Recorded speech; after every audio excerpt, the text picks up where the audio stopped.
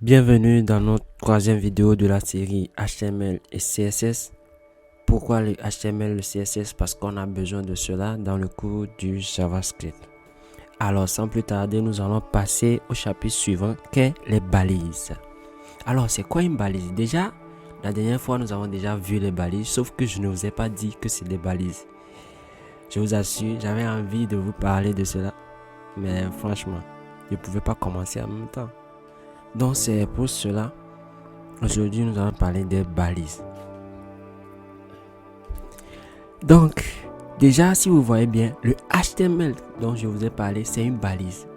Balise, c'est tout ce qu'il y a entre des chevrons en fait. Donc si par exemple je mets chevron, je dis abalo. En fait, vous allez voir que abalo c'est une balise, mais bon, il n'y a pas ça dans l'HTML. Je vous assure, il n'y a pas. Donc, c'est ça en fait. Quand vous écrivez des chevrons et vous avez des trucs dedans, on appelle ça des balises. En anglais, c'est des tags. Alors, je supprime ce que j'ai écrit. Voilà. Donc, si vous voyez bien aussi, head, c'est-à-dire l'entête, c'est aussi une balise. Parce que, voilà, c'est écrit en des chevrons. C'est un peu ça. Body, une balise. Et voilà quoi. Donc, aujourd'hui, on va parler des balises fermantes et des balises non fermantes.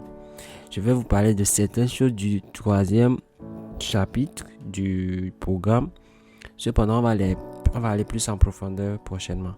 Donc, par exemple, les balises fermantes, ce sont des balises lorsqu'on l'ouvre, d'accord? Ils sont fermés. Donc, comme le nom l'indique, en fait, ils se ferment. C'est-à-dire que quoi? Par exemple, nous avons le head ici et il y a sa fermeture ici.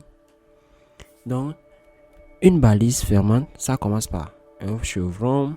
On ferme le chevron, tu écris tout ce que tu peux écrire dedans. Et pour fermer, on ouvre le chevron, slash, on écrit le même nom et on ferme.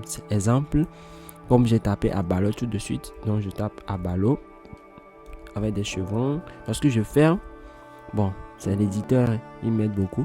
Donc lui-même, il ferme en même temps avec l'autre abalo, avec le slash. Donc si vous oubliez le slash, c'est un problème. Le truc ne va pas fonctionner. Alors, une balise non fermante, c'est une balise qui n'a pas de fermeture. Donc c'est-à-dire, par exemple, il y a la balise input qu'on va voir dans le troisième chapitre. Donc si je tape input, voilà, vous voyez bien que ici, il n'a pas son frère qui le ferme. Donc si j'avais mis par exemple ça, c'est pas normal, tu vois. Donc l'éditeur même n'aime pas, il le ferme avec body. Parce que input n'a pas de balise fermante. C'est un peu ça, les balises fermantes et les balises non fermantes. Nous sommes à la fin de ce cours. Nous allons nous retrouver prochainement pour une nouvelle vidéo. En attendant, vous pouvez suivre d'autres vidéos que vous n'avez pas encore suivies. See you next time. Ciao.